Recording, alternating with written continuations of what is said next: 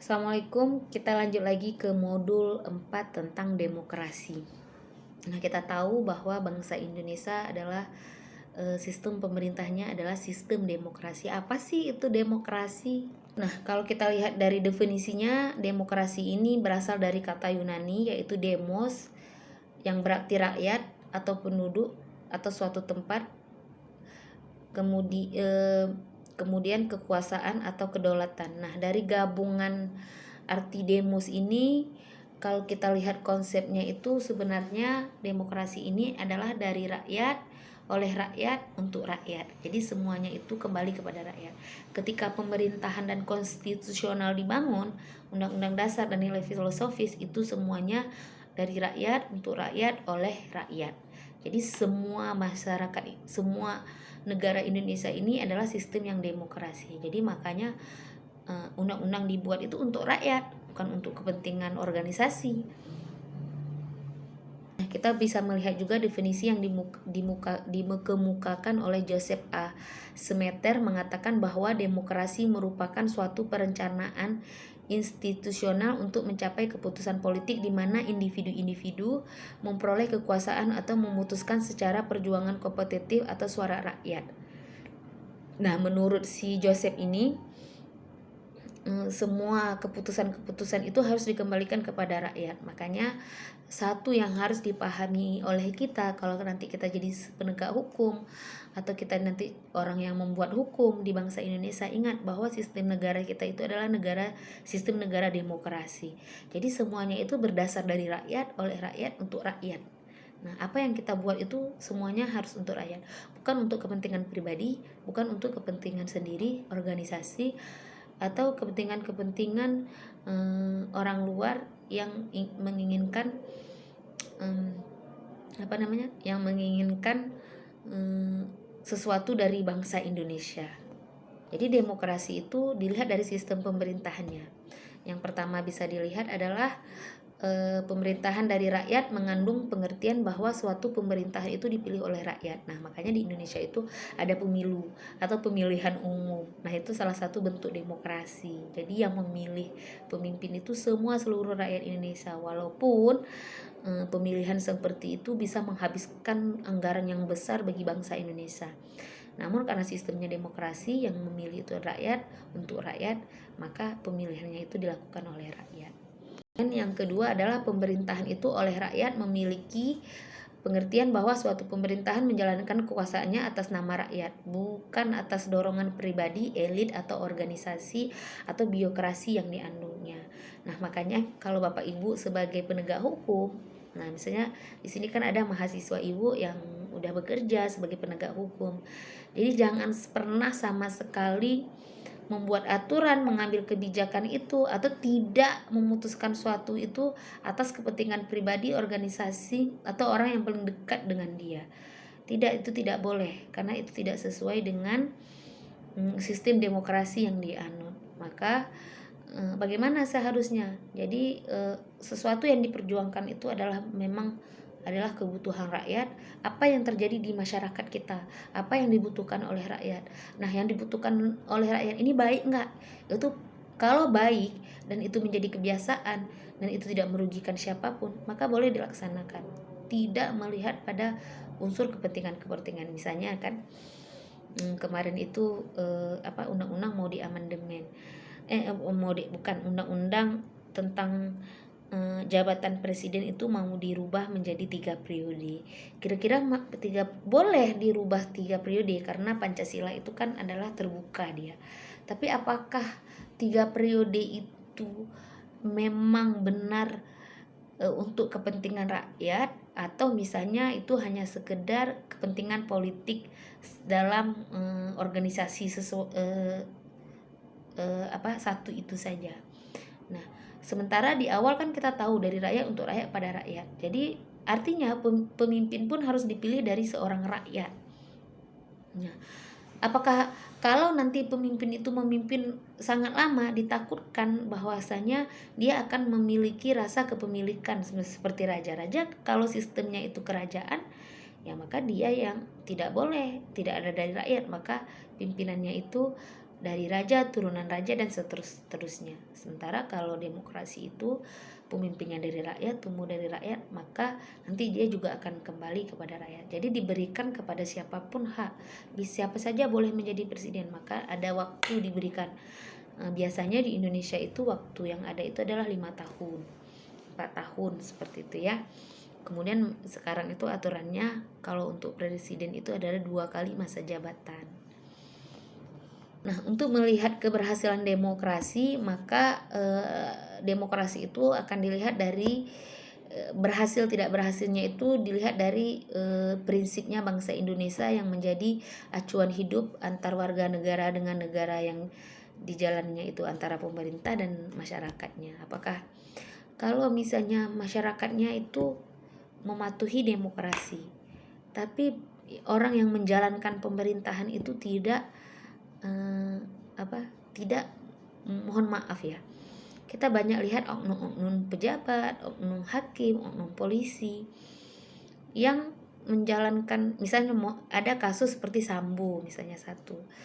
Nah, kan di persidangan si si Baradae ini, boleh nggak kita menembak orang?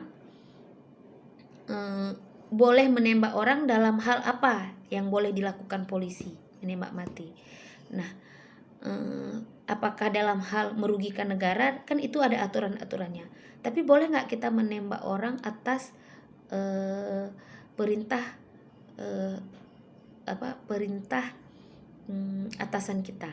Nah, di situ kan dibuat bahwa itu menembak orang atas dia takut karena atas perintah perintah atasannya yang dia takuti. Nah, itu hal-hal ini yang harus dihindarkan oleh oknum-oknum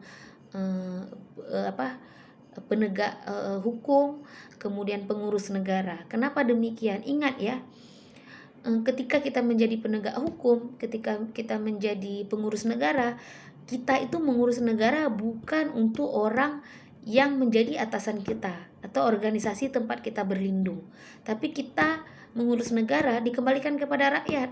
Nah, jabatan lapisan dalam dalam organisasi dalam mengurus negara itu hanya sebagai puncak sistem implementasi dalam melaksanakan menjalankan negara.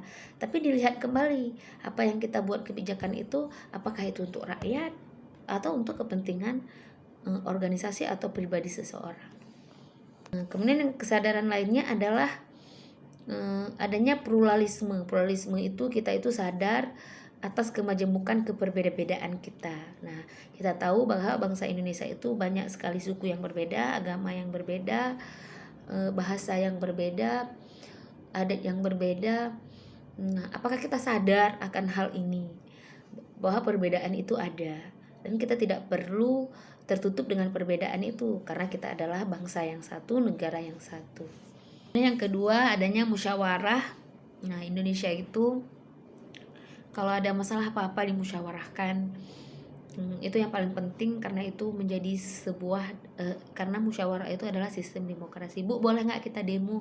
Boleh, itu juga ada sistem demokrasi, tapi sebelum demo itu sebaiknya kita musyawarah dulu. Yang ketiga adalah cara itu haruslah sesuai dengan tujuan. Cara yang kita gunakan itu apa sih tujuan bangsa Indonesia? Maka tujuan itu digunakan, jalannya itu digunakan sesuai dengan tujuan itu. Kemudian yang keempat, norma kejujuran dalam kemufakatan. Nah, yang orang bangsa Indonesia dalam melaksanakan sistem demokrasi, yang pertama itu harus ada adalah kejujuran. Nah, kenapa jujur itu penting? Karena demokrasi ini kan yang membuatnya manusia. Jadi apabila manusia itu tidak jujur, maka akan rusaklah demokrasi itu. Kemudian yang kelima, adanya kebebasan murni, adanya persamaan hak dan kewajiban. Tidak ada membeda-bedakan bahwa dia itu anak raja, bahwa itu anak pejabat, bahwa dia itu orang Jakarta, kita ini orang Aceh, itu tidak boleh. Maka kalau itu kita tidak beda-bedakan, misalnya contoh ya, di Indonesia pembangunan, kenapa Jakarta begitu maju, kenapa daerah-daerah yang lain tidak maju? Karena Jakarta adalah ibu kotanya negara Indonesia. Boleh sebagai ibu kota negara Indonesia, tapi kita juga harus memajukan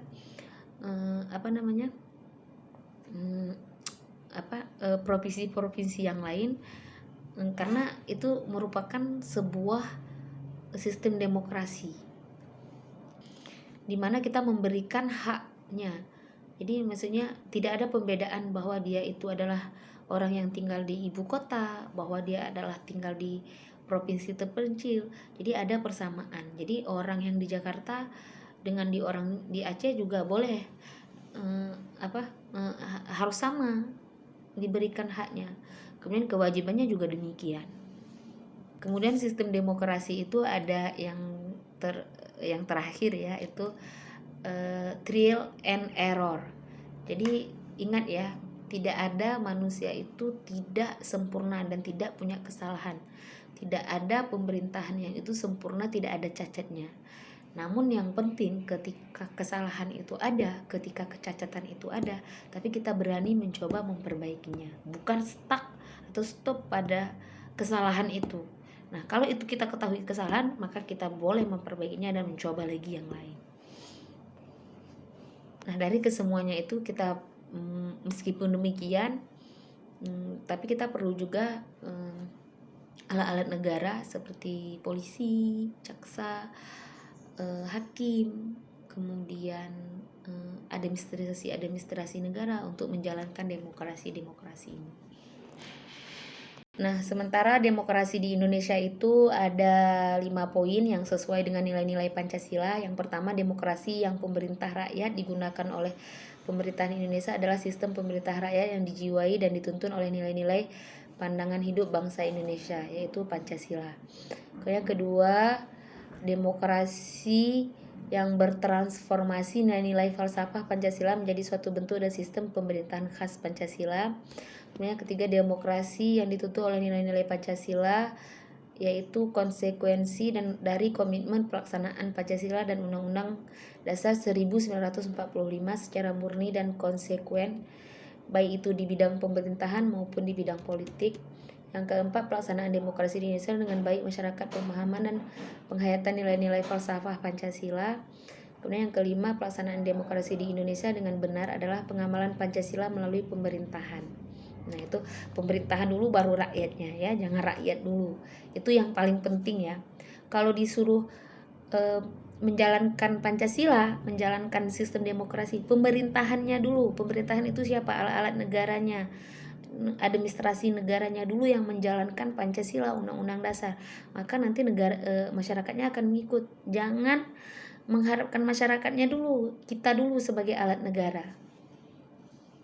Baik, sekian yang modul tentang demokrasi, modul keempat tadi ya. Nanti video selanjutnya akan Ibu masukkan modul kelima.